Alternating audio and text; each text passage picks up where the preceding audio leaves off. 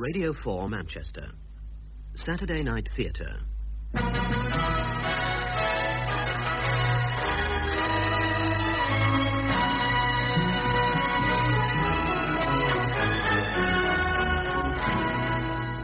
We present John Westbrook, John Bennett, and Norman Shelley in Hornblower and the Crisis.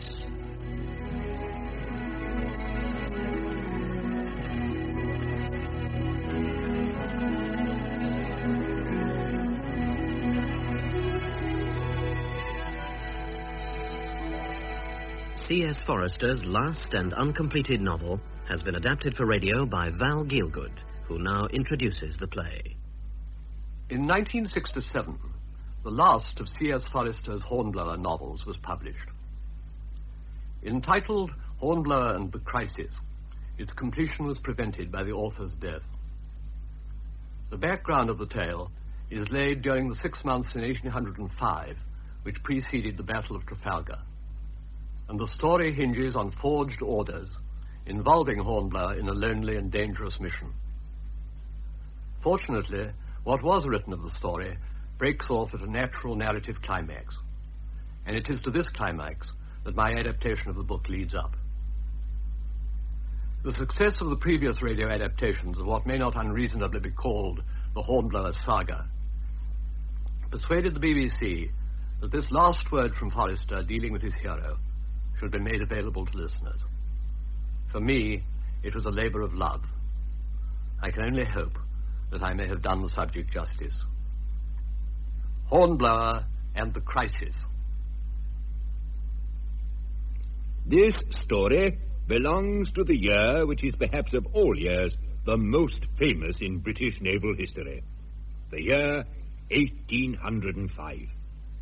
I was still aboard Hotspur, belonging to the inshore squadron of the fleet under Admiral Cornwallis, engaged in the blockade of Brest. But my command was at an end. I had been ordered home to take up my posting as captain. Hotspur awaited the arrival of her new commander, and I was taking leave of the officers and crew with whom I had shared some of the most eventful experiences of my life. To be quite honest, what most affected me was the prospect of bidding farewell to Lieutenant Bush. We had been together in good times and bad. I owed him more than I'd ever been able to say. I felt somehow guilty that I was thinking of Plymouth and Whitehall, of England and the Admiralty, of my new commission, rather than of Bush, whose obvious gloom, so I flattered myself, arose less from the thought of a new superior officer than of losing the society of my unworthy self, Horatio Hornblower. Come in. Yes, Mr. Bush. I was expecting you. Water hoy coming alongside, sir. Very well. And the new captain's on board, sir. Thank you. So, now you have a few moments to spare for me, Mr. Bush. It's a change after your preoccupation of the last 2 days. Well, it's hardly fair, that, sir. I've had my duties to do. Getting Hotspur into apple pie order for her new captain, eh? Yes, sir. Fair enough. After all, I'm only a back number in Hotspur now. Don't say that, sir. I'm glad to see you're only human after all, Mr. Bush. Sometimes I've doubted it. There couldn't be a more perfect first lieutenant. Well, it's very good of you, sir. Very kind indeed. But it's all been your doing. Say no more about that, Mr. Bush. It's time for me to appear on deck. So we'd better say goodbye here in my cabin. Let me wish you the best of luck under your new commander. Thank you. And now, aloft to welcome Captain Meadows, Mr. Bush.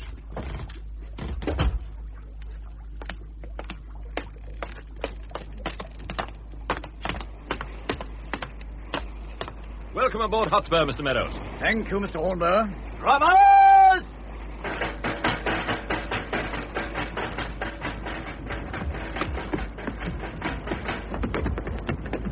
Hats off! Orders from Admiral Cornwallis. I, William Cornwallis, Vice Admiral of the Red, Knight of the Most Honourable Order of the Bath, commanding His Majesty's ships and vessels of the Channel Fleet. You there! Do you think we have all To James Meadows, Esquire. to take the hoses on board there? Who the devil's that? Let's have some hands for the top. Master of the water hoy, sir. I can see that for myself. The name's Baddlestone, I believe, sir. Don't I know it? I don't like his manner. All right, sir. Shall I tell him to lay off until... No, Mr. Bush. We need that water, and the wind may shift within the hour. I relieve you formally, Mr. Hornblower. I regret the display of bad manners by that fellow in the hoy, Mr. Meadows. Can't be helped. Get some steady hands to the pumps, Mr. Bush. Ah, sir. Mr. Prowse! Aye, sir. Detail 8 men to rig the pumps. Baddlestone's been my cross for the last 2 days, Mr. Hornblower. Damn him. He's not only captain of that hoy, he's under Navy office contract. Can't press him, can't press his men. They're all under protection, blast them. Says what he likes, does what he likes. I'd give my prize money for the next 10 years to have him at the gratings just for 10 minutes. That's cheerful. I had to take passage to England aboard him. Then I hope you fare a deal better than I did on the outward passage, Mr. Hornblower. The ship's papers are ready in your cabin, Mr. Meadows, when you have time to attend to them. Thank you. May I request the loan of a hand from Mr. Bush to transfer my dunnage to the hoy? Of course. And good luck to you. Pump away, lad. Lay your backs to it. I've arranged for the transferring of your dunnage, sir. Thoughtful of you, Mr. Bush, but sir, no longer. I'm nobody now, not even a passenger. No standing. And this, well, I don't care for the look of that gangplank. Yes, you may have to jump for it, sir. Well, it won't be for the first time. Your hand, Bush. And all the luck in the world! Made it. Just. Are you the master of this vessel? Master of the hoy, Princess. The name's Baddlestone. I'm Captain Hornblower. I'm to be given passage to England. Oh, you are you? You have your warrant? I have. Cabin food £1 a day, Mr. Hornblower. Or you can compound for 3 guineas for the passage. But I thought... I see. Very well, then. 3 guineas. As you like. Why have you stopped your pumps there? We can take 2 more tons. 2 more you won't get. We're sucked dry. That means only 40 days' water for Hotspur, Mr. Baddlestone. Is that any concern of yours, Mr. Hornblower? No. No, of course not. No longer. Very well, then. Stand by the lines there to cast off. Jib halyards. Lift and stow fender. Stow fender. Goodbye, sir. Goodbye, Bush. I wonder if we shall ever meet again.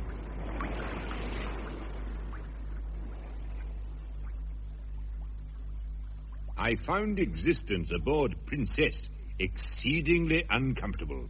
She was hardly more weatherly than a raft. With any east in the wind, her chances of working up to Plymouth seemed slim. I had nothing to do on board, nothing to read. And for 2 days, I lingered on the verge of my infernal seasickness. There was little consolation in the fact, which soon became apparent, that I should be eating Baddlestone's cabin food for many more than 3 days. I was given a hammock in a compartment 6 feet square and 5 feet high, and I thought of my cot in Hotspur as a luxury much to be regretted. We still lay off Ushant on the 3rd day, and as I came on deck, I was surprised when Baddlestone came hurrying to meet me and handed me his telescope. Take a look at that, Mr. Hornblower. Quite a sight. Yes, by George. 4 frigates in the lead. 2 columns of line of battleships. A whole fleet. That's Prince of Wales, 98, Vice Admiral Sir Robert Calder, Baronet, and 2 other flags. Diamond, 32 leading. Oh, I wish... We have a fair wind for the west.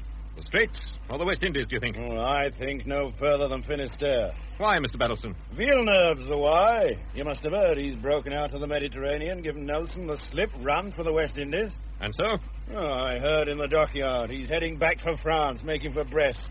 Going to join up with the French squadron there. That's Boney's plan. Then up Channel to cover Boney's army that's waiting at Boulogne, and Boney counts on eating his next dish of frogs in Windsor Castle. But Nelson? On Villeneuve's tail. It's my guess if Nelson can't catch him, Calder will. Boney'll have to wait a long time before he sees French topsails in the Channel.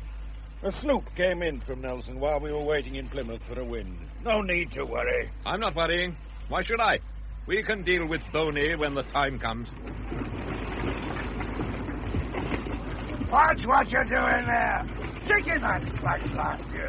Keep her full and by. You want us to end up in Spain? We're an empty water hoy, and you ham-fisted rascal lets us box the compass.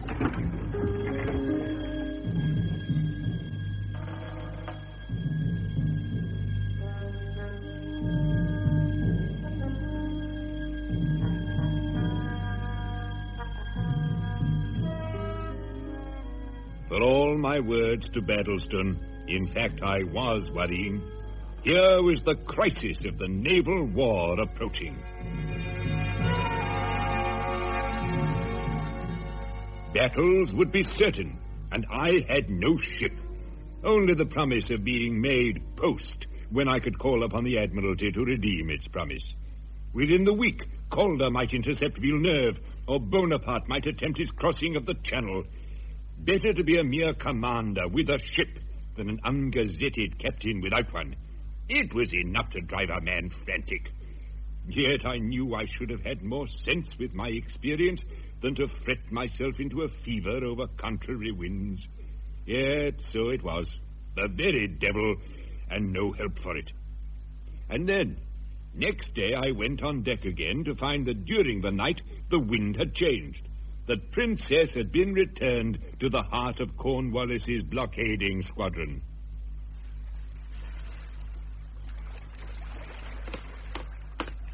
Captain Hornblower? Yes? From the flagship, sir. Midshipman Grant. I have a message for you, sir, from the captain of the fleet. Captain Henry Bowden? Yes, sir. Pray deliver it, Mr. Grant. You are requested and required to attend as witness, at your peril, upon the court-martial to be held at 9 o'clock in the forenoon of this 20th day of May, 1805, in the cabin of HMS Hibernia, to try Captain James Percival Meadows, the officers and ship's company of His Majesty's late sloop Hotspur, Late sloop? for the loss of the said vessel by stranding during the night of the 18th day of May. A boat will be sent for you, Captain Hornblower. Very well, Mr. Grant. Any lives lost, do you know? I believe not, sir. Thank you. Acknowledged, Captain Bowden. Aye, aye, sir. So Meadows put out ashore. Didn't waste much time. Ah, Mr. Hornblower, I hear your old command's lost on the Black Rock. Aground, I believe. I don't know where. Oh, if the bottom of the sea's aground, she's aground.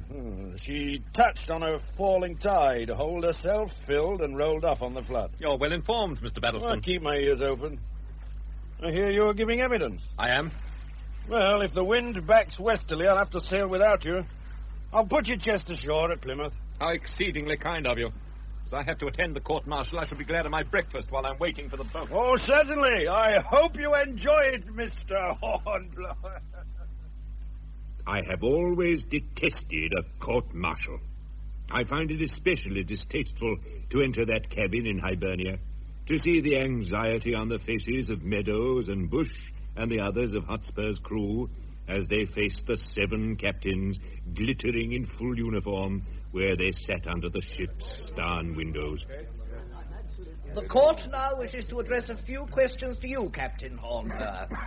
Later, you may be asked by the defendants to explain your answers. Yes, sir. You handed over command of the sloop Hotspur in the forenoon of the 17th of May, I understand. Yes, sir. Her material condition was good. Reasonably so, sir. Do you mean by that in good condition or bad? Good, sir. The compass deviation card was accurate as far as you were aware. Yes, sir. You have heard that Hotspur went aground on the Black Rock with a falling tide. Have you any comments to make? It would be an easy thing to do, sir. Perhaps you'd be so good as to elaborate on that, Captain Hornblower. Navigational difficulties in the neighborhood of the Black Rock are certainly considerable. You managed to evade them while you were in command of Hotspur, Captain Hornblower. I was probably lucky, sir. On this occasion, there had been a prevailing westerly for some days, which changed suddenly, almost within the hour, to a brisk easterly. In such conditions, the ebb tide would be unpredictably fierce, with a disturbing back eddy just inside the rocks. The current might even reverse itself within a cable's length. Quite so, I follow you. The breakers off the Black Rock are only visible at low water of spring tides. The lead would give no warning of this. It would not really be so remarkable that a ship keeping station close up to the Goulet should be trapped. Thank you, Captain Hornblower. Captain Meadows, any questions? The wind was northeasterly and brisk. The best conditions were assorted by the French. Captain Hornblower? Certainly. In those conditions, would you tell the court what was Hotspur's proper station? As close up to the Goulet as possible. Ah, thank you. How long did you command Hotspur on blockade service, Captain Hornblower? Rather more than 2 years, sir. And how much of that time did you spend close up to the Goulet? A rough estimate will do. I suppose half, no, rather 1/3 of the time. Thank you. The court will take notice of that answer in relation to Captain Meadows' question. You may retire, Captain Hornblower. Thank you, sir.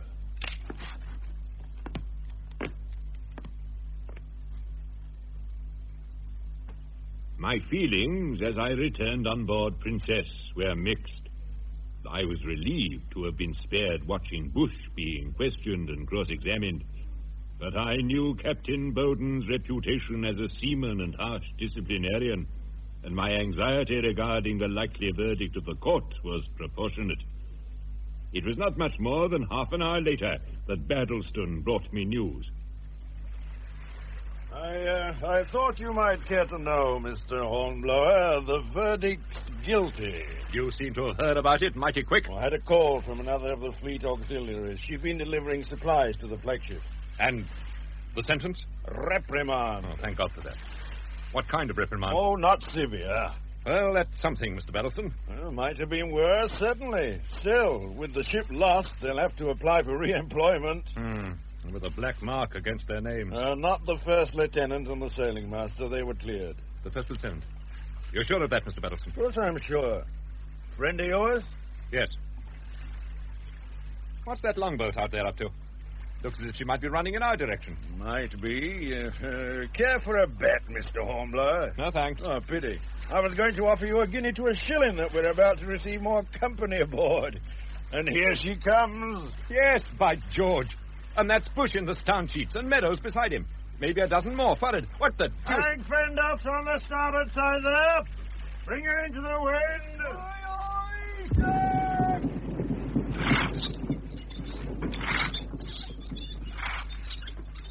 Boat there, ahoy! What's your business? Party with warrants for passage. Coming aboard you. Not so much as a buy your leave. Glad to see your friends again, I suppose, Mr. Hornblower. Yes.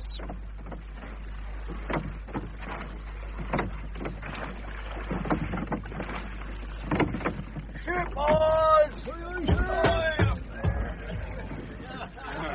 Glad to see you again, Captain Meadows. And you, Mr. Bush. Thank you, Mr. Hornblower. And thanks for what you said in the court.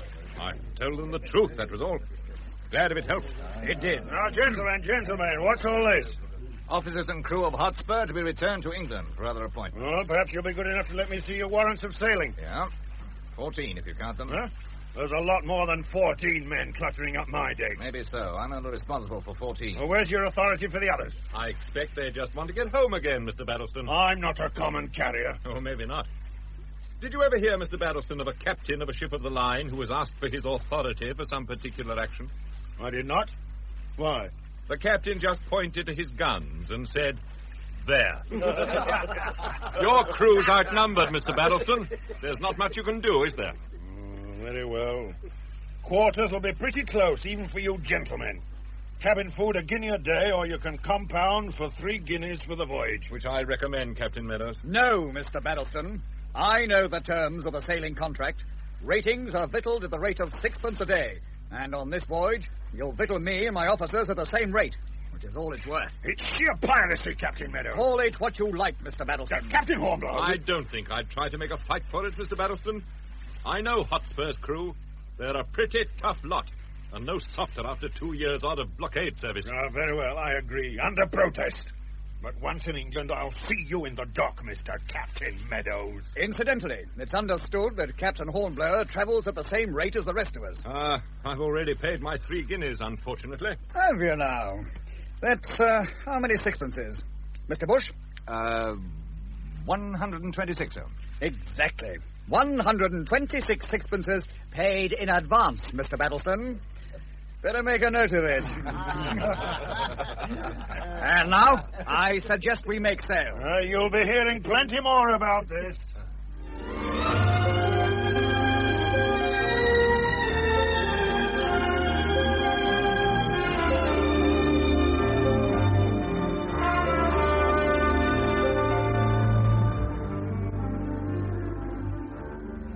On one point, Baddlestone had been right.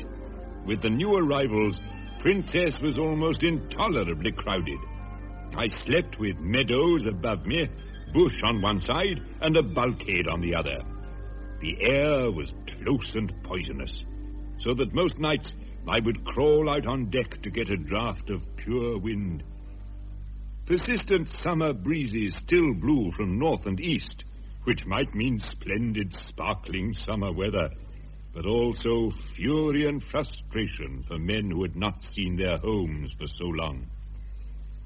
Princess was not a happy ship, with her passengers inclined to snarl at each other, and continual dispute whether she might not reach westward into the Atlantic in hope of a favorable slant, or continue to beat patiently where she was. What do you make her course now, Mr. Bush? Northeast, sir. And you, Mr. Prowse? Northeast by east, sir. Always the pessimist, Mr. Prowse. Well, she's making a lot of leeway, sir. We're getting no nearer towards Plymouth. We might pick up a westerly slant at the mouth of the channel. We can always hope. Now, look at those clouds building up. We've seen nothing like that for days. Hope's cheap enough, sir. I'd like to know what the glass is doing. Maybe it's dropping. No, I shouldn't be surprised. Wind's freshening, too. Something may come of it. Just another point or two is all we need. We've still got to give Ushant a wide berth, sir. It steers like a dray. Like a wooden pig in, Mr. Bush. Sideways as easily as forwards. By George, sir, we're running a point free. You're right, Mr. Bush. Getting free of the French coast at last. Once into the channel and we'll have some freedom of action. She may be a tubby old lady, Princess, but she's beginning to kick up her legs. Captain Meadows doesn't seem any more cheerful, sir. Standing there by the mainmast by himself. Not a word to throw to a dog. Return to England doesn't mean to him what it means to the rest of you, Mr. Bush. I can guess what he's feeling. Here comes the rain. You two had best get under shelter. I'll have a word with Captain Meadows. Plymouth, within a day or two, if this holds, don't you think, Captain Meadows? Should do, Mr. Hornblower. I'd say we were in for a bit of a blow. Maybe. Might have to run for Torbay instead. Likely enough. You have my sympathy in your trouble, Captain Meadows. Thanks. Good of you. Sail ho! 2 points on the weather bow! I wonder... A brig, I'd say. You're right. She's a Frenchman, my God. Look at that white sheen about her canvas, the spacing of her masts. A prize, more than likely, sir, in these waters. Taken from the French and put into our service. I don't like the looks of her. Where the devil's Baddlestone? Just coming on deck. Where are your eyes, Mr. Baddlestone? Bring the ship about, damn you! I'll give my own orders if you don't mind, Mr. Meadows. Quartermaster there! Helm hard over, bring it about. Smartly now! Helm hard over, aye, aye, sir.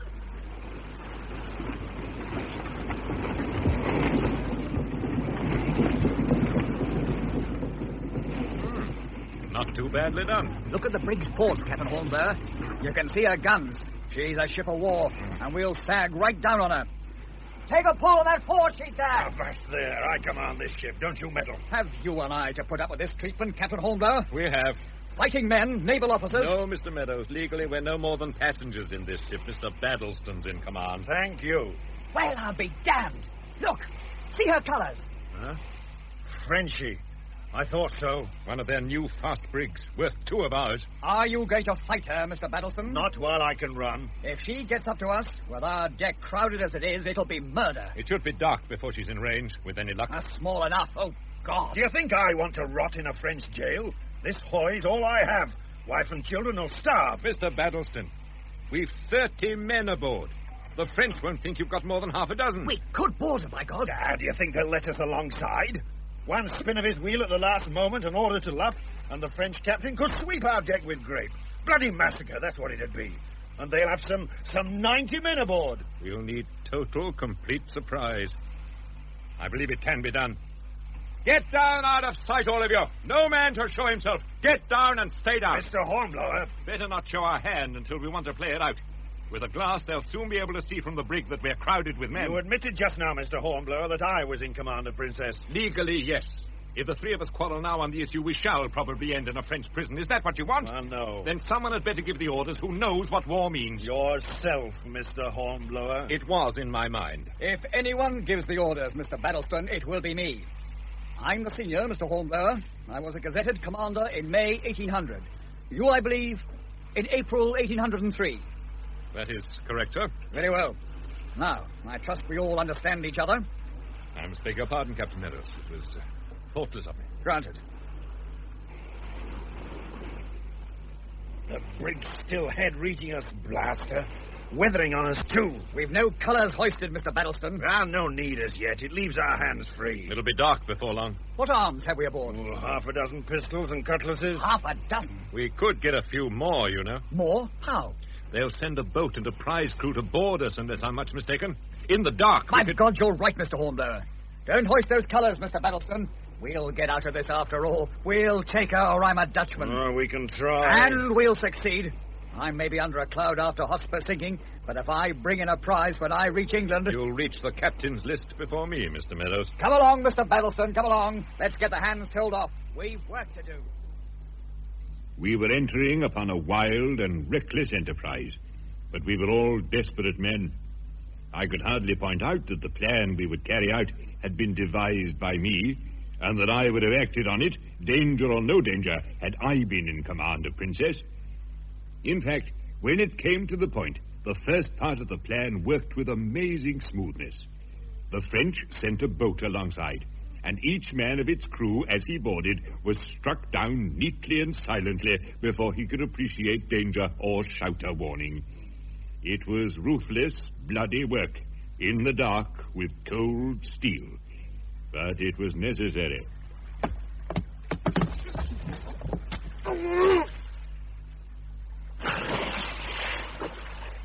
Oh, that's a lot of them, I think. Light that lantern by the forestay. You there, Hornblower? Yes, sir. Mr. Bush? Yes, sir. Now we can see what we're doing. Oh, what have we got, Mr. Bush? Arms for 7, sir. Better than nothing. Come along forward, longboat party.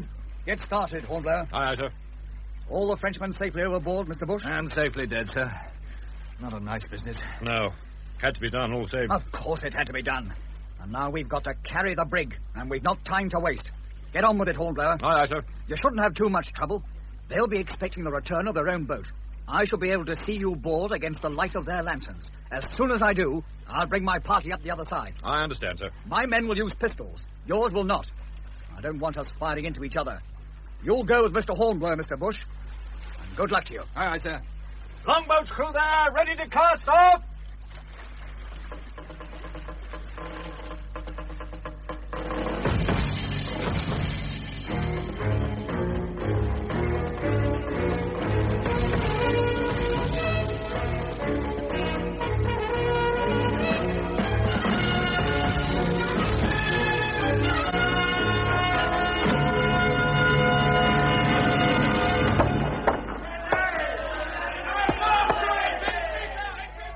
First, all went well.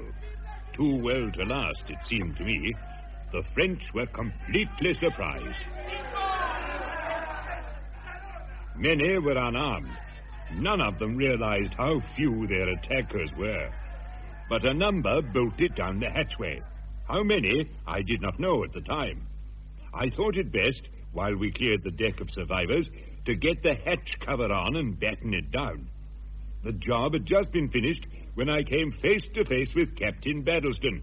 His face was black with powder, and he was breathing hard.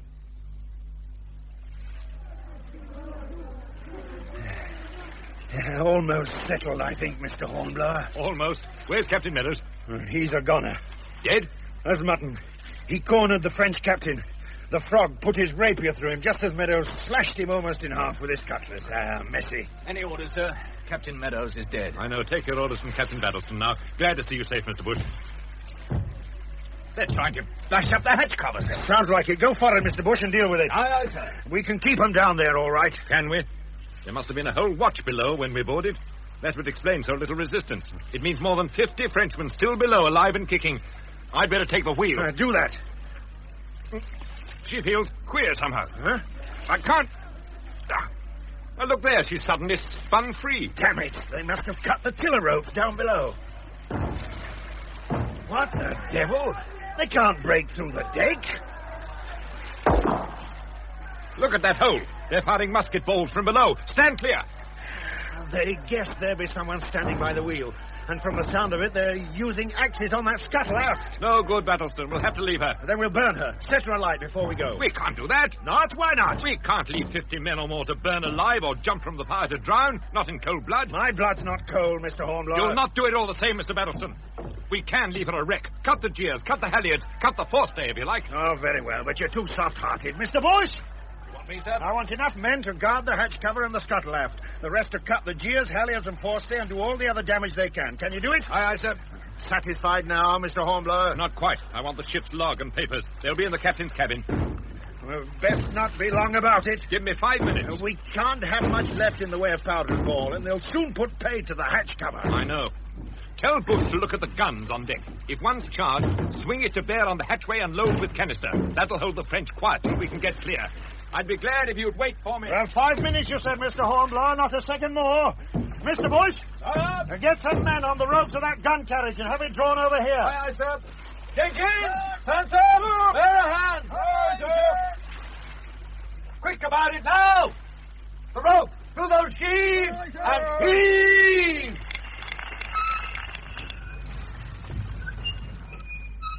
Heave!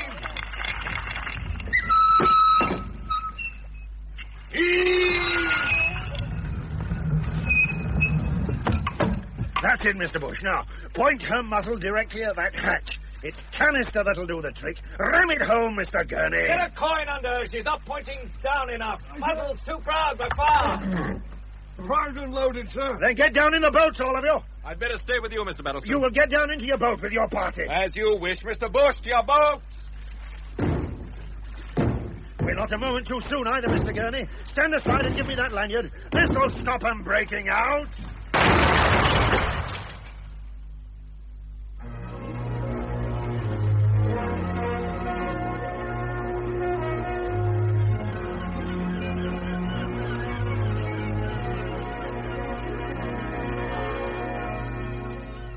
It was queer, almost unreal, to step ashore on English ground again at Plymouth. There was quite a crowd gathered to see us land. A water hoy, which had captured and for a little actually held possession of a French brig of war, was something very new. I even felt a certain regret that I was saying farewell to Captain Baddlestone. I've arranged for your chest and ditty bag to be brought ashore, Mr. Hornblower. Thank you. There's something I must say to you, Captain Baddlestone. Goodbye. Or do you think I overcharged you for your passage? Not that. Well? You know I got the French brig's papers. I have them here. What of them? It's your duty to hand them over to the authorities. You're legally bound to do so.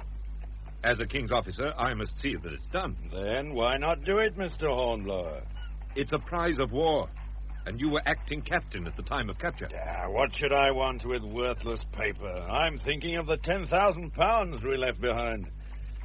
Better hand those papers over yourself, Mr. Hornblower. They may be worth something to you. Certainly they may be. And I repeat, I don't want the damn things. Goodbye to you. Goodbye, Captain Baddlestone. Boy, you there. You want me, sir? You want to earn a shilling? I do that. You know Driver's Alley? Yes, sir. Here's 6pence and a letter. You said a shilling, sir. You run all the way to Driver's Alley and give this letter to Mrs. Hornblower. Can you remember the name? Hornblower. That it? You said a shilling, sir. Here's 6pence. You'll get the other 6pence from Mrs. Hornblower when you give her the letter. Now, run! Yes, sir.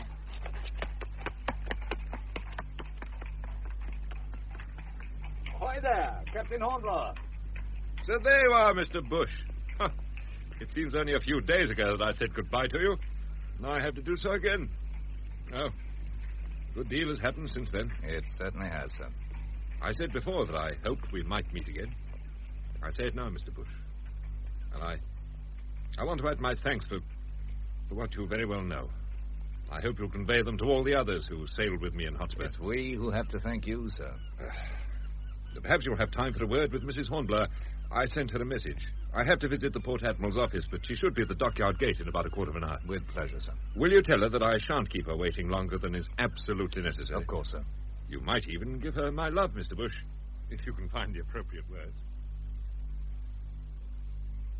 I wish to see the Port-Admiral, if you please. Oh, I'm his flag lieutenant. Duncan's the name. Yours, sir? Hornblower, carrying documents captured from the enemy. From the brig Gwep, I imagine. Oh, yes. The Port-Admiral will see you at once. Admiral Foster. Harry Foster. Known generally in the fleet as Dreadnought. I know him, slightly. I believe he knows you. I doubt it. You were being examined for lieutenant one night at Gibraltar. The night the Spaniards sent fire ships in. The Admiral, well, he was then captain, was one of the examining board. His memory is excellent. Captain Hornblower to see you, sir. Oh, I've been expecting you, Captain Hornblower. May I ask why, sir? Well, I heard of the capture of that French brig. I know something of your record. So, I imagine you have her papers. I have, sir. Good. Not everyone would have had the sense to bring them away, Captain Hornblower, but I thought I could rely on you. Thank you, sir. Quite an exploit, that capture, I understand. But these papers are the important thing. Let me see now. Log, daybook, station bill, quarter bill, victualling returns. What about this? Cased in lead, sir. I thought it might be valuable. Yes, it well might. What would you say S.E. stands for? S.E.? Son Excellence. His Excellency, sir. Then this is addressed to His Excellency, the Captain General of Martinique? The Winded Islands, sir. Yes. Yes, on consideration, I don't think I'd better meddle. This is best left to their lordships of the Admiralty. You intend going to London, of course, Captain Hornblower? Yes, sir. You want a ship, I believe? I do, sir. Admiral Cornwallis named me for promotion last month. Very well. This will save you time and money. Flags? Flags? Sir? Captain Hornblower will need a post-chaise. Aye, sir. Have it at the gate immediately. And have a travel warrant made out for London. Aye, sir. For London, sir. For me? That's what I said. 17 guineas this will cost King George, bless him. Aren't you grateful for his bounty, Captain Hornblower? Of course, sir. Every day, sometimes 10 times a day, I have officers coming in here, even admirals, trying to get travel warrants for London. The excuses I've heard. And you seem not to care. Of course, I'm delighted, sir. Greatly obliged, too. No need to be obliged to me. These papers decided me. Yes, sir.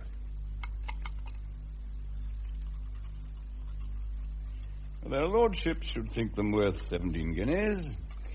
You know, I'm not doing this for your sweet sake, Captain Hornblower. Naturally not, sir. And I'll give you this note to Mr. Secretary Marsden. Otherwise, you'll have trouble getting past the doorkeeper in Whitehall.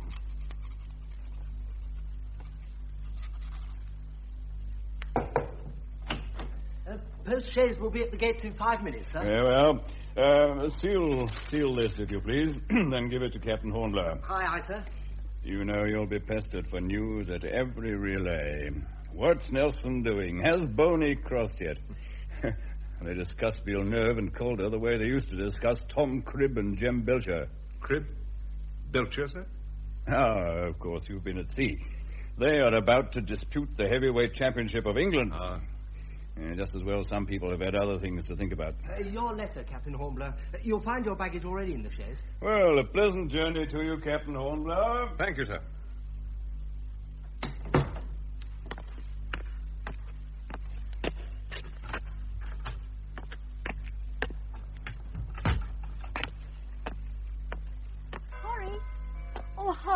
Horry, darling, there you are at last. I'll be with you in a moment, driver. Good to see you, Maria, my dearest. And here's your son. Look how he's growing up. He runs about all day long. Smile at your daddy, my puppet. Yes, he looks well indeed. How about you, my dear? You don't look as if... I should hope not, Harry. After all, it's only 3 months. Will it be a girl this time? Harry, not in front of the child. Oh, I'm sorry, my dear. I can't help being interested. Your clothes. They look so poorly and the coat's crumpled. I'd like to get at it with an iron. I'm sure of that, my dear. The only thing is... Oh, you don't have to tell me. I saw your chest and bag being put into the chaise. You're going away again? I fear so. But only to London. Not one little moment with us? With me? I only wish it were possible. And after London, do you know? I hope to get a ship. I shall be a captain, remember? Of course. Harry, dear, what's this under your ear? It looks like black paint. Oh, very likely. It wasn't easy to get cleaned up on board the Hoy. Oh, don't soil your handkerchief, my love. It won't come off for me. You must use some turpentine as soon as you can. I will, dear, I promise. Now, goodbye. Yes, dear. I shall write to you, of course. Kiss me. London, and I'm pressed for time.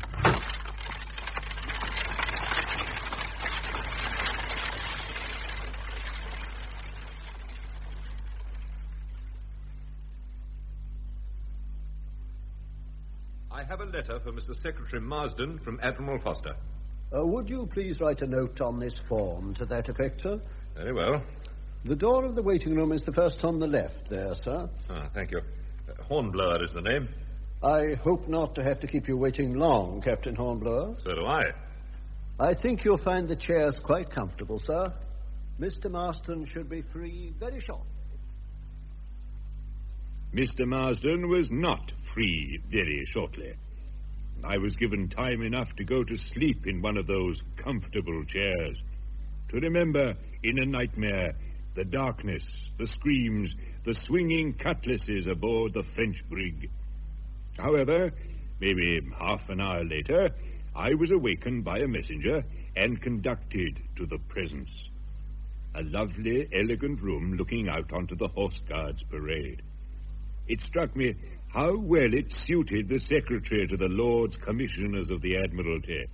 A tall and elegant gentleman of middle age, fashionably dressed, his hair tied behind with a ribbon. I admit I stared, perhaps discourteously, at the man who might have been described as fighting single-handed the war to the death against Bonaparte. It was, after all, to Mr. Marsden to whom all naval dispatches were addressed. Mr. Marsden, who handled all the executive work of the greatest navy in the world. I must apologize for having kept you waiting, Captain Hornblower. You will realize there is a considerable press of business in this office. Of course, sir. I understand from Admiral Foster's letter that these documents came into your possession when a French brig was taken by the Hoy on which you were returning to this country. Yes, sir. The French brig Guep. A captain was killed, so the papers are likely to be genuine. In my opinion, yes, sir. But they can hardly have been planted. The Frenchmen could not have expected any counterattack from the Water Hoy Princess. Quite so. And a spirited piece of work. But you must understand, Captain Hornblower, that Bonaparte would sacrifice any man's life and any ship if he could mislead us in exchange. But as you say, the circumstances were quite unpredictable. Mr. Dorsey, you've had time to examine the documents? What have you found? Nothing of much importance, sir, except this lead-covered dispatch. Well? Look at this twine, sir. Not tied in Paris, but on the ship. And I'd guess the label was written by the captain. And the seals on the envelope, 3 of those newfangled imperial seals of Bonaparte, good specimens. Yes. It looks to me as if Captain Hornblower has bought us something valuable. This envelope is the first of its kind to come into our possession. Yes, I should like to examine the contents carefully, sir, if I may. Very well, Mr. Dorsey. Kindly attend to it, and then come back. Come in. Oh, yes, Mr. Barrow. You can see I'm busy. I'm sorry to disturb you, sir. I thought you should see this at once. Well, give it to me. Let me see you back here, Mr. Dorsey, as quickly as you can manage it. Yes, sir.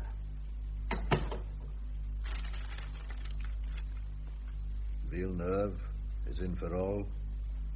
Calder fought him off Finisterre and was given the slip. I don't like the sound of that. The First Lord must see this at once. Stay here, Captain Hornblower. You can tell Mr. Barrow of this acquisition of yours. Oh. And what is this acquisition of yours, Captain Hornblower? It seems likely, sir, that it's a personal dispatch from Bonaparte. Ah, then it may be vital, particularly at this moment.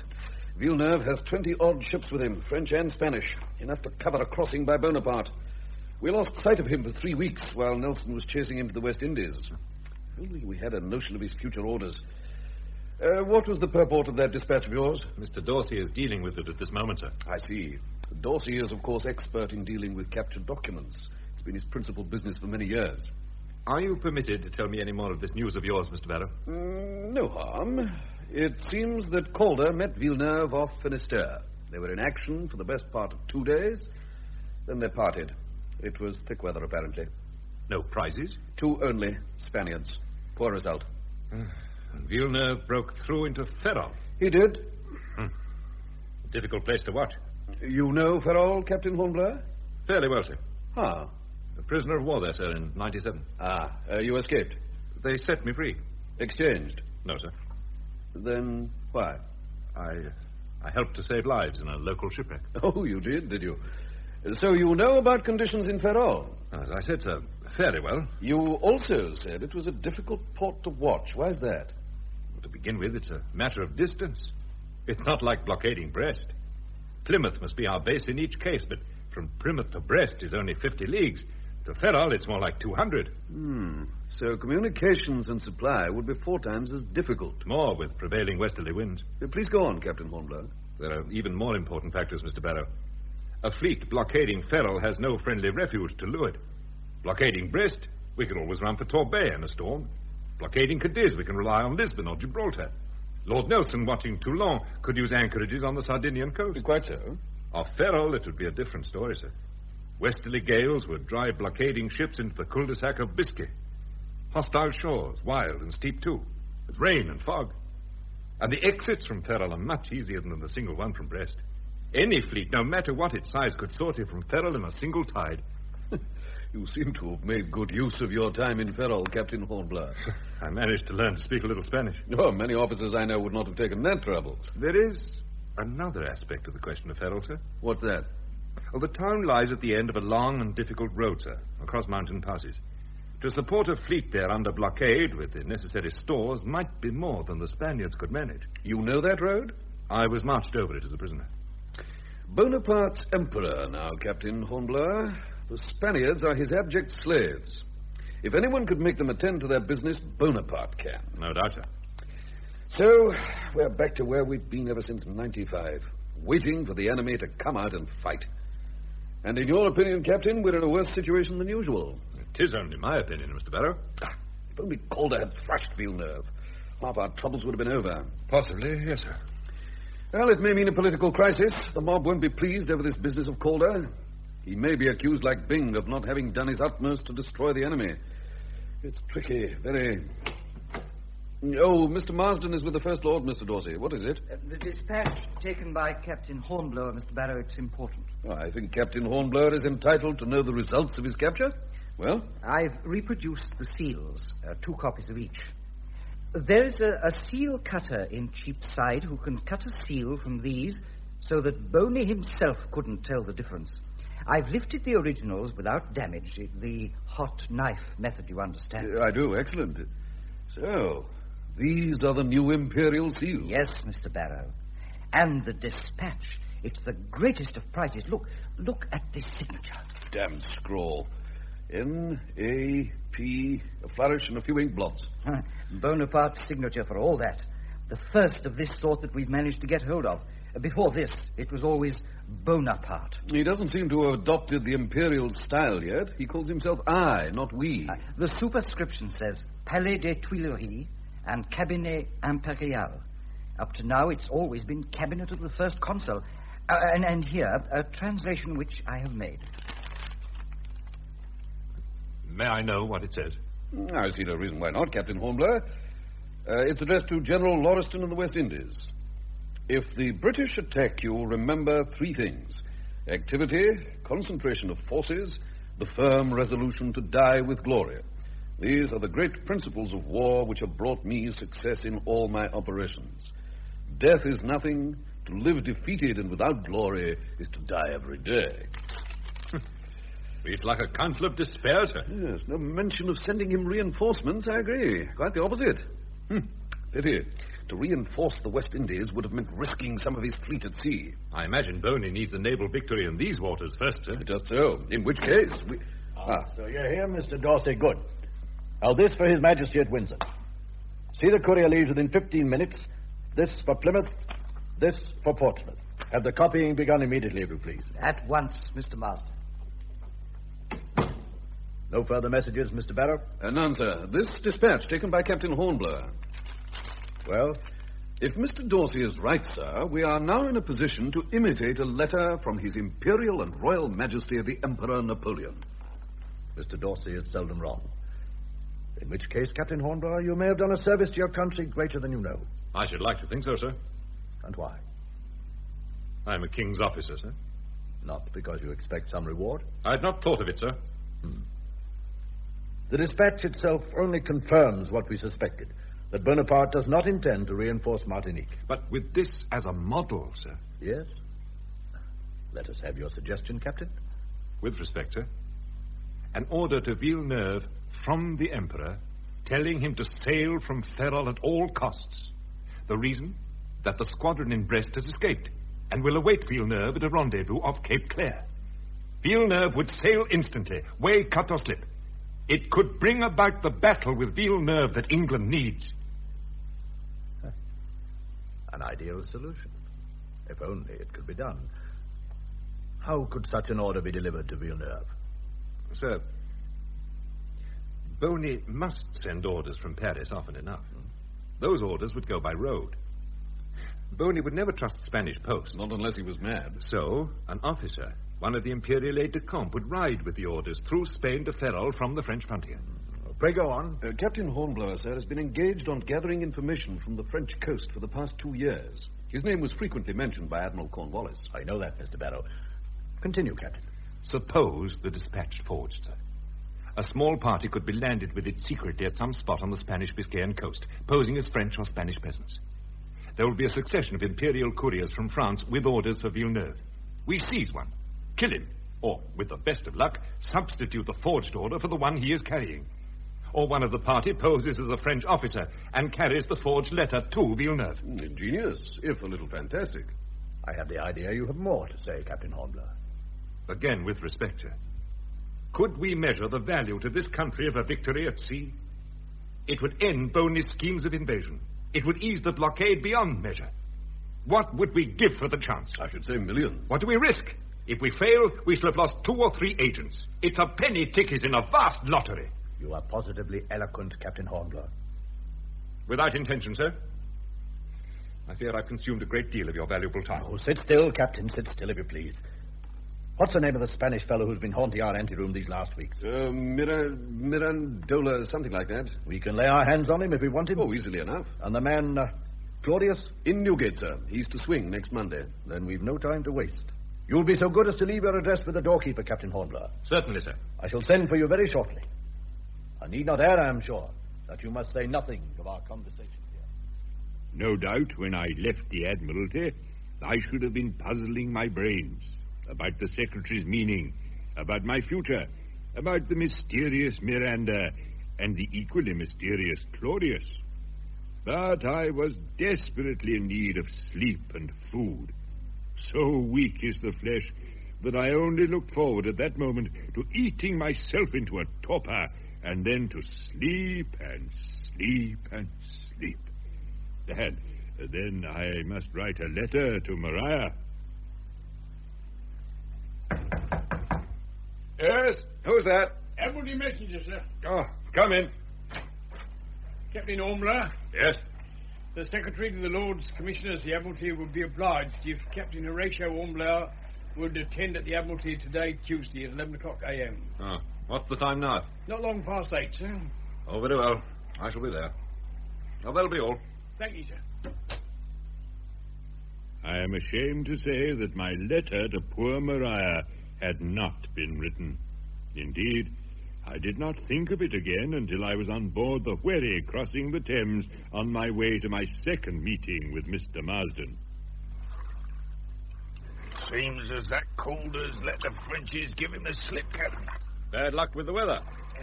We'll know more about it in a day or two. Call them and let them go. Nelson wouldn't have done that. No knowing what Lord Nelson would have done. Boney on our doorstep and that Villeneuve at sea. That Calder, he ought to be ashamed. I've heard how they shot that Admiral Byng. That's what they ought to do with Calder. Bonaparte's not in London River yet. That ain't funny, that isn't. Maybe not. It's true. The worst thing Boney's doing this morning is to keep me from my breakfast. Well, I'm pulling as hard as I can, Captain. And save your breath for that, if you please.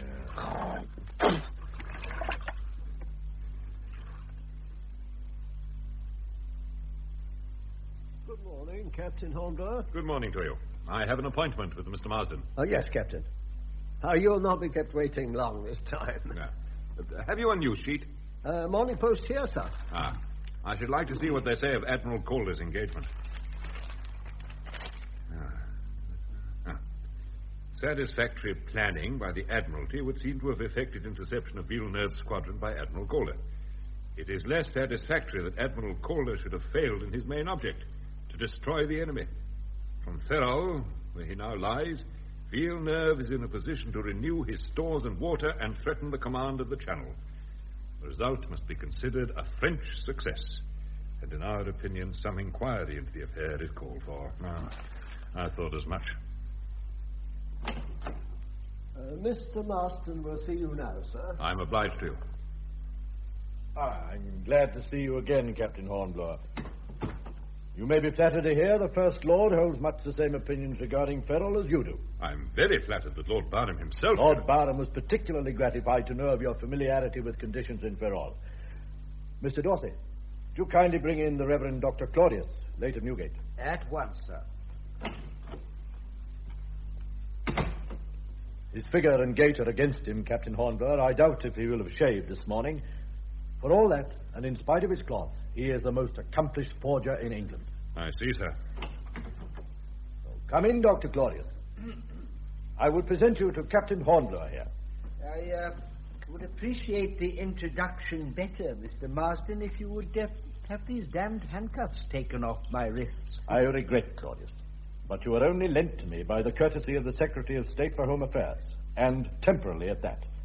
Of course, if you see your way to agree to what I am going to propose... A man in the shadow of the gallows is hardly in a position to argue. I had hoped you would see the matter in that light, Claudius. I do. What is it you want? You have been brought here to execute a forgery, if you can. I find the actions of your government singular, sir. One of its departments condemns me to hang for forging. Another invites me to renew that fascinating activity. It does, Claudius. I would prefer to be addressed as doctor. I am still a doctor of divinity. I have not yet been unfrocked. Rubbish, Claudius. I suppose it was too much that I should have expected politeness. Very well. Doctor, your divinity should be given the respect it deserves. And now, Mr. Dorsey, hand that document to the Reverend Doctor, with the compliments of their lordships of the Admiralty, and ask him if, in the light of his vast experience, he thinks himself capable of making anything similar.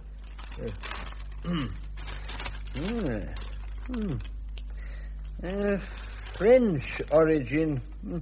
Obvious. Apart from the language, it is in the standard handwriting of French clerks. I have had plenty of examples through my hands. And the signature? Yes, interesting. Written with a turkey quill, I should say. It would call for an hour's practice before I could reproduce it. These seals now... I made molds. I could see that. They have been lifted from the paper with reasonable care. I congratulate you, Mr. Dorsey. Well? I could say a good deal more. Before I do so, I need some assurance that my services will not go without adequate recompense. You have that already. Your execution has been postponed for 1 week. No, gentlemen. I need my life.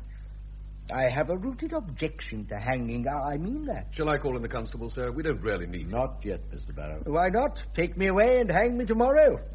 If it is coming, the sooner the better. You gentlemen may never know the truth of that statement. I still have charity enough to hope that you never will. It is true for all that. Hang me tomorrow. You will not hang, Dr. Claudius. Thank you.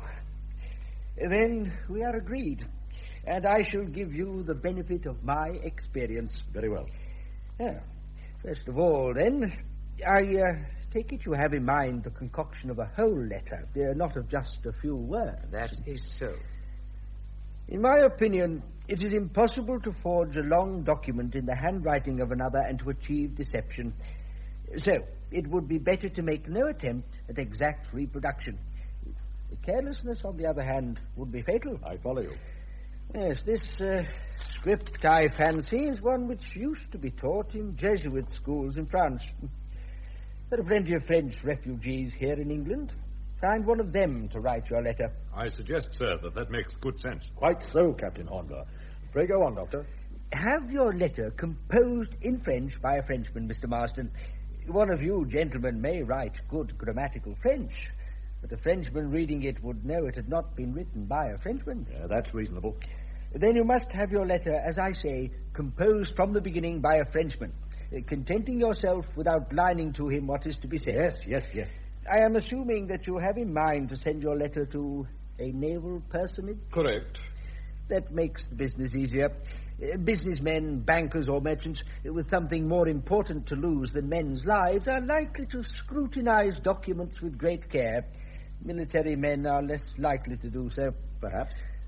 The signature I am confident of reproducing to perfection, with practice. Yes. I believe the ink can be matched in Chancery Lane, and I can make tests. For the printed heading, you will have to have type specially cast. That can be managed. To match the paper, I'll have to instruct you where to search for that.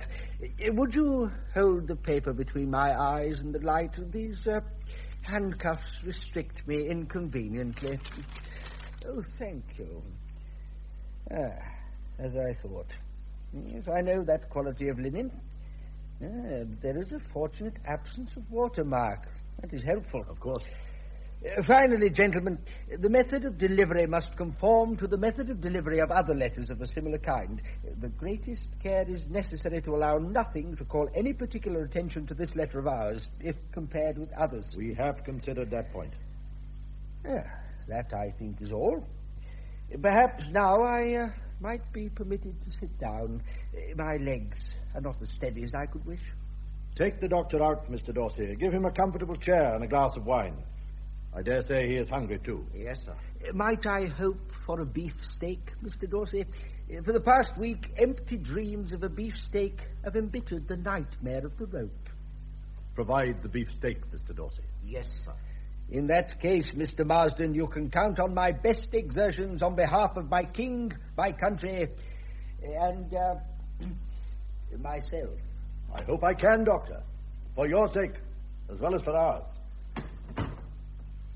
So far, so good. I may say, Captain Hornblower, that the First Lord has approved in principle of the attempt you suggested being made. Mr. Barrow, I expect you have in mind some French refugee who can attend to the composition of the document? Certainly I have, sir. Recapturing the style of the original, of course. Undoubtedly, Captain Hornblower. And the orders to Villeneuve must be such that there is nothing in them patently impossible of execution. Did your grandmother never learn to suck eggs, Captain Hornblower? I have had some years of experience in writing orders for naval operations. Beg your pardon, sir. So, Mr. Dorsey, Mr. Barrow, and that fellow Claudius will deal with the details of producing the letter. The next point to consider is the landing. Well, that should be simple, sir. You think so? There are 300-odd miles of Biscayan coastline, sir. Rugged and sparsely populated. There are innumerable inlets. Or surely the Royal Navy can be trusted to put a small party ashore undetected. I should hope as much, Captain Hornblower. And it is obvious to me that you are the man best fitted to undertake this mission. I, sir? You are acquainted with Ferrol, as you told me. You've had experience of Spain. You speak some Spanish. Only a little. I fancy it should be enough. And at present you have no command. Well, that is true. All the same. It is not a duty you could be ordered to perform, Captain Hornblower. I must make that quite clear to you. It must be the mission of a volunteer. I know, as of course you know, that you will risk the death of a spy on the gallows. In Spain, strangulation in the iron collar of the garrote. I bow to your expert knowledge. A fighting service cannot order one of its officers to risk such a fate. I cannot order, and I will not plead. I only tell you flatly, our need is desperate, and I believe you to be the man who can render England a great service. Now, the decision must be yours, and only yours. Take your time. It is only fair to tell you that we have not forgotten Admiral Cornwallis's recommendation that you should be made post.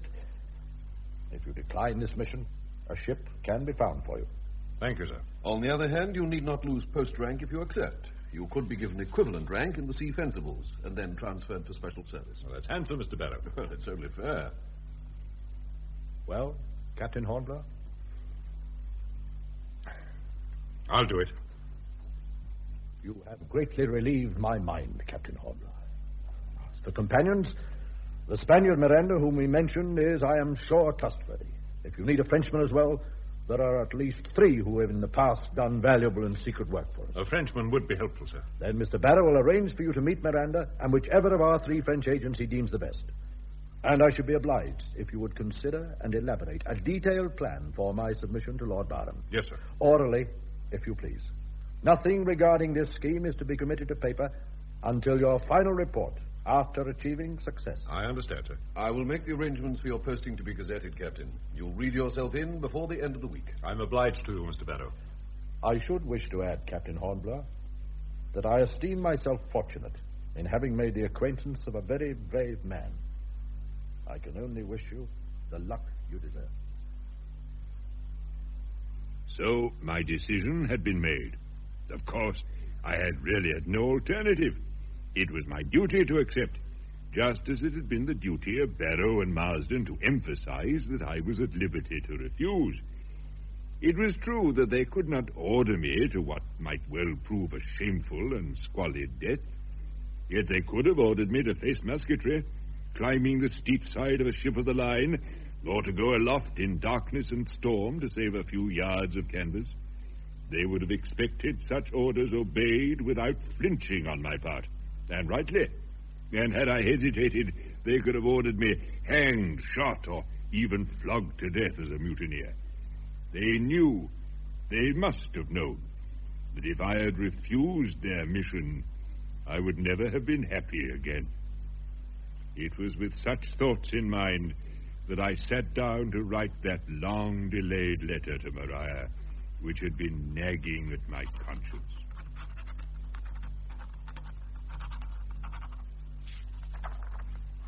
My dear wife, I fear this letter may bring you disappointment, for which I am heartily sorry. I had hoped that once my posting was confirmed, I might have rejoined you, at least for a few days, before taking up my new command. Now this will not be possible. You will see my posting gazetted within the week, but I am immediately ordered on a service of which I can tell you no more than that it will take me abroad almost immediately. You must not be too anxious if you have no further news of me for some time. I should welcome assurance from you that you will take all care of your dear self, of our boy, and of the little one that is to be, so that I may face whatever the future holds with a quiet mind.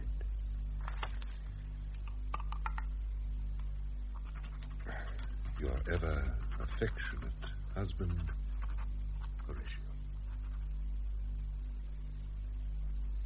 I did not like to think of the expression on Maria's face as she read that letter.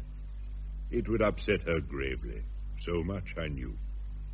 At that moment, my feelings with regard to the secretary to their lordships of the Admiralty were hardly suitable to one whose standing was merely that of a post-captain, whose name had still to appear in the Gazette. I had not thought to have to ask you to call again at the Admiralty, Captain Hornblower. But the First Lord wishes to hear details of this plan of yours from your own lips. Lord Barham himself? Yes, he is taking a keen personal interest in the affair. You will please to remember he is over 80 now and rather deaf. And testy accordingly. On occasion. I understand from Mr. Barrow you have seen Miranda and the Frenchman? Yesterday, at my lodgings. And? Judgment reserved, Mr. Marsden. Admirable caution. Yes, Mr. Barrow? His lordship will see you now, sir. Then I'll lead the way, Captain Hornblower.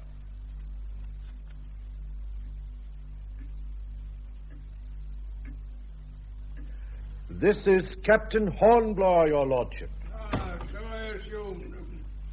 I've looked up your record, Captain Hornblower. It's most satisfactory. Your lordship is very good. My lordship at the present moment is very anxious. We want Villeneuve out of Ferrol. We don't want him in the Channel nor breaking the Brest blockade.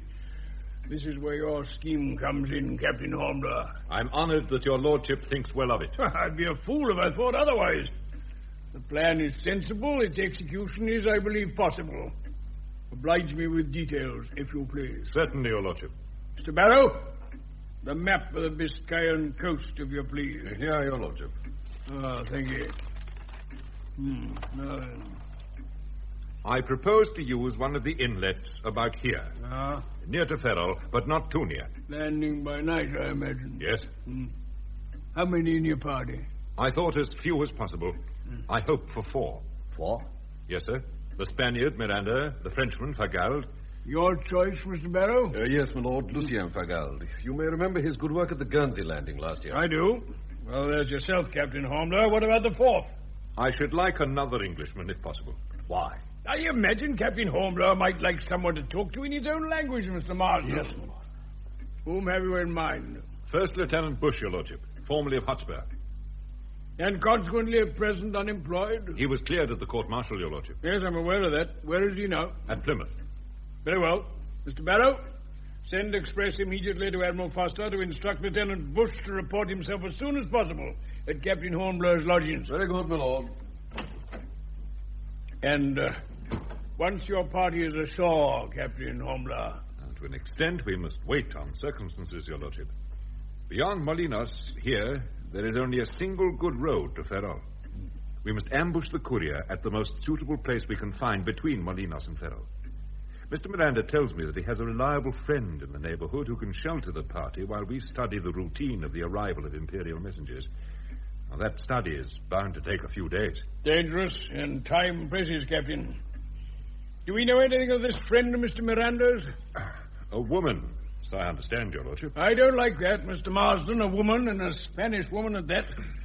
Sounds fishy to me. Mr. Miranda was very definite. He would be.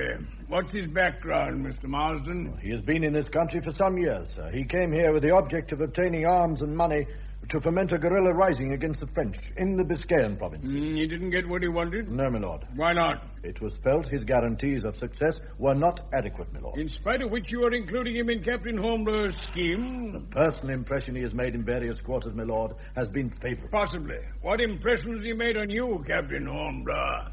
His English is good. His manners are pleasant and easy. His hatred of the French seems genuine. I would judge him a practical man. How much did you tell him of your plan? Nothing. Beyond the fact that a small party was to be put ashore and that he would be needed to make contacts with the local Spaniards. Good. Keep it at that. Ultimately, he will have to know a good deal more than that, my lord. No doubt. I suggest that he's kept in ignorance as far as possible until he's too deeply implicated to be able to play us false.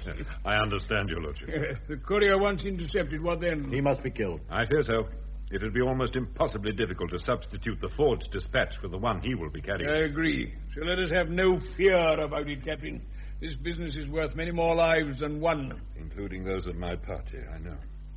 We shall need to include the uniform of a French imperial aide-de-camp in our baggage, Mr. Marsden, tailored to fit Monsieur Fagald. Mr. Barrow will see it is provided. And Monsieur Fagald will deliver the dispatch to Admiral Villeneuve? If all goes well. What are our orders to Admiral Villeneuve on behalf of the Emperor Napoleon, Mr. Marsden? To leave Ferrol instantly on receipt of the order, my lord. To rendezvous with Admiral Gontome off Cape Clear, and to bring the combined squadrons into the Channel to cover invasion from Boulogne. As he will not find Gontome off Cape Clear. To sail south for Cadiz, This will seem reasonable enough. Admiral Collingwood's squadron blockading Cadiz is too weak to fight Villeneuve. I know. We must make sure that Ganteaume is held tightly in Brest. Oh, you can trust Admiral Cornwallis for that, your lordship. Certainly, yes. Meanwhile, Lord Nelson will have come home.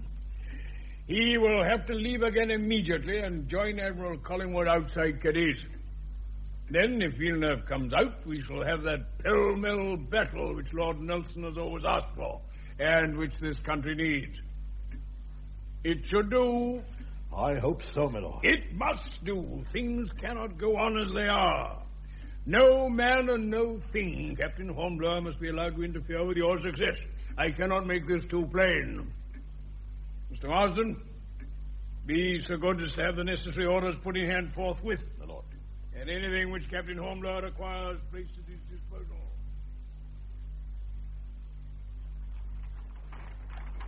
This is an unexpected pleasure, sir. See you again so soon, Mr. Bush. It is. Well, come in. Now, whether you still think so when you know what it implies is another matter.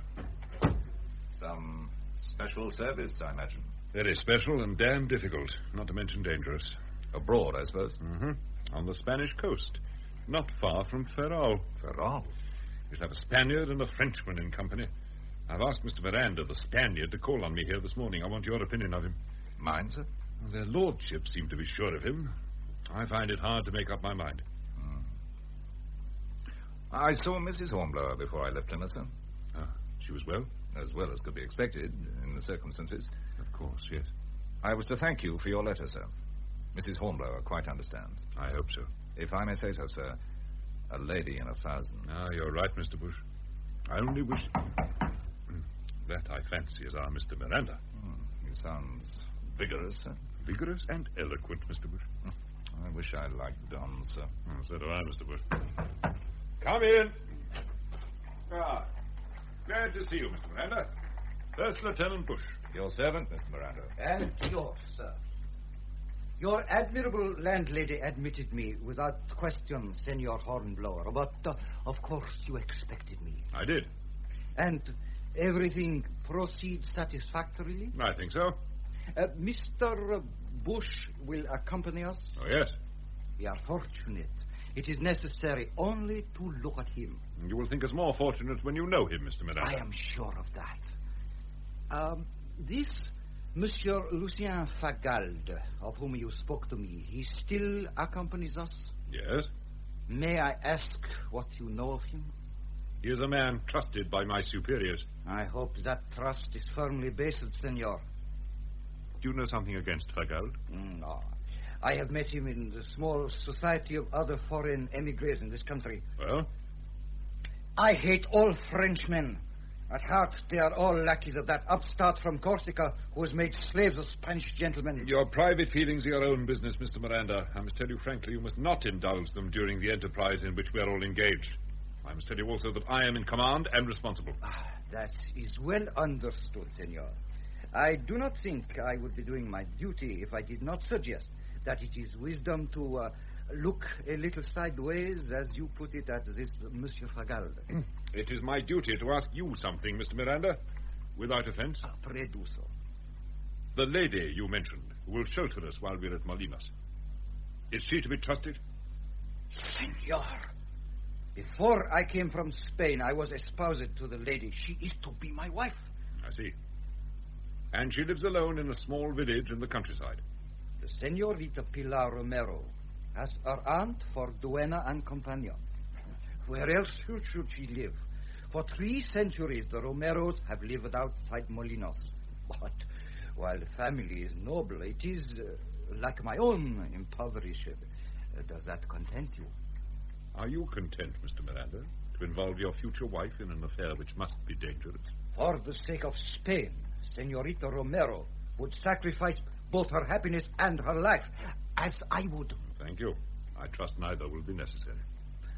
I still have arrangements to make, senor, if you will forgive me. Of course. We shall all meet in 3 days' time in the evening at Portsmouth, the Anchor Inn. The same night, we go aboard the ship which will carry us to Biscay. You can rely on me. Until we meet again, go with God, senors. Good day to you, Mr. Miranda.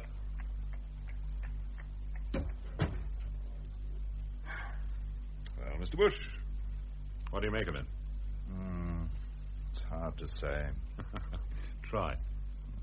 Smooth, sir. Damn smooth. And it's awkward his not liking this man, Fargal. And if Mr. Miranda don't like the French, I'm not all that fond of Spaniards. And the woman. Now, if you ask me, Captain Hornblower, we've got too many foreigners mixed up in this business. You, Mr. Bush, are a regular John Bull. Like me. Once across the channel, and you see them as all alike, and you don't care for what you see. I don't deny it, sir. We'll have to put up with them and make the best of them, Mr. Bush. We can't manage the plan without a Frenchman to speak French and wear a French uniform, and a Spaniard to talk to the natives when we've been put ashore. Those are the facts. Fargal and Miranda have been picked for the job by their lordships in Whitehall.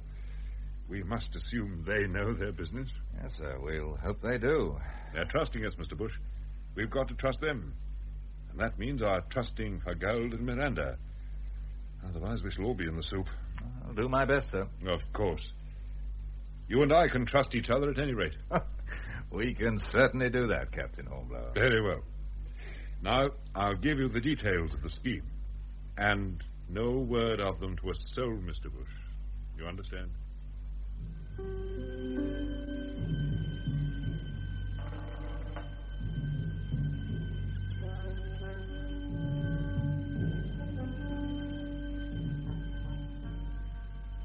I will not pretend that my thoughts, while I was being rowed towards the ship that would carry me from Spithead to Spain, were altogether happy.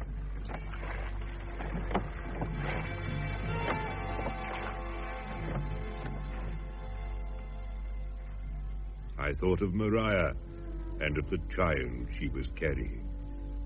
I thought of Villeneuve's ships, of Bonaparte's army at Boulogne, and of England's danger. I listened to Fargal and Miranda jabbering to each other in French.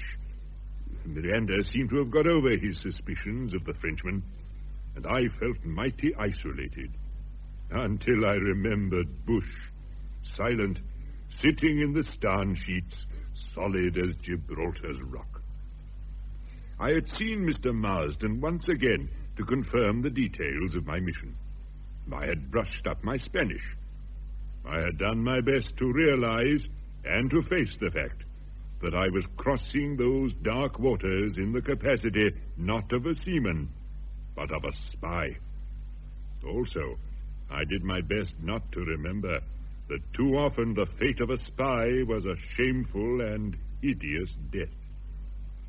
I looked back at the lights of Portsmouth and the dim outline of the English shore. The game was afoot. Who could tell the issue of it?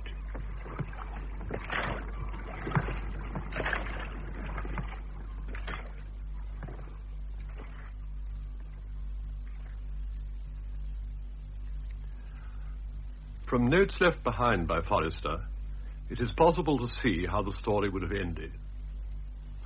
Hornblower goes through a period of training and a crisis of conscience about becoming a spy.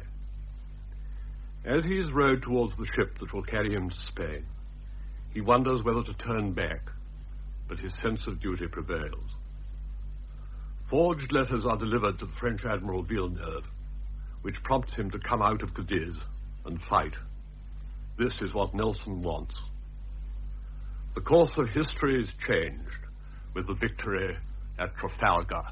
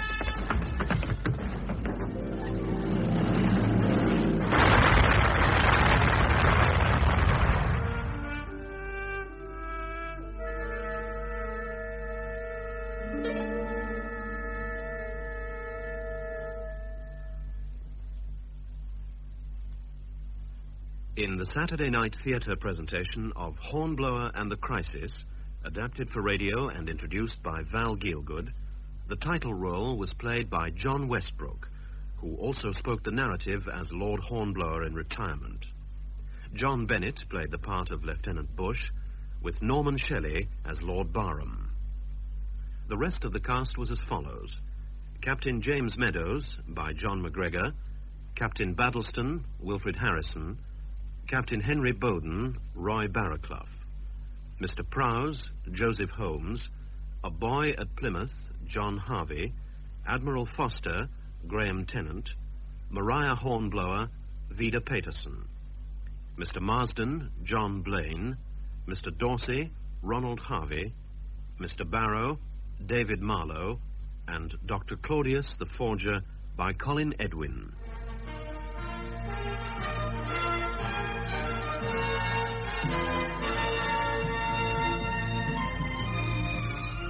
The music was composed by Johnny Pearson, and special effects prepared by David Fleming Williams in conjunction with the Sail Training Association.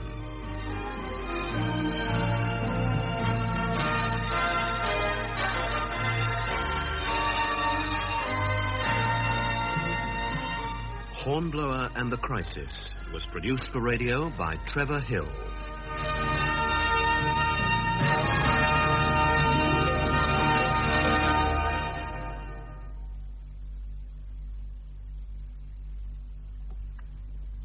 Hornblower and the Crisis can be heard again at 3 p.m. on Monday.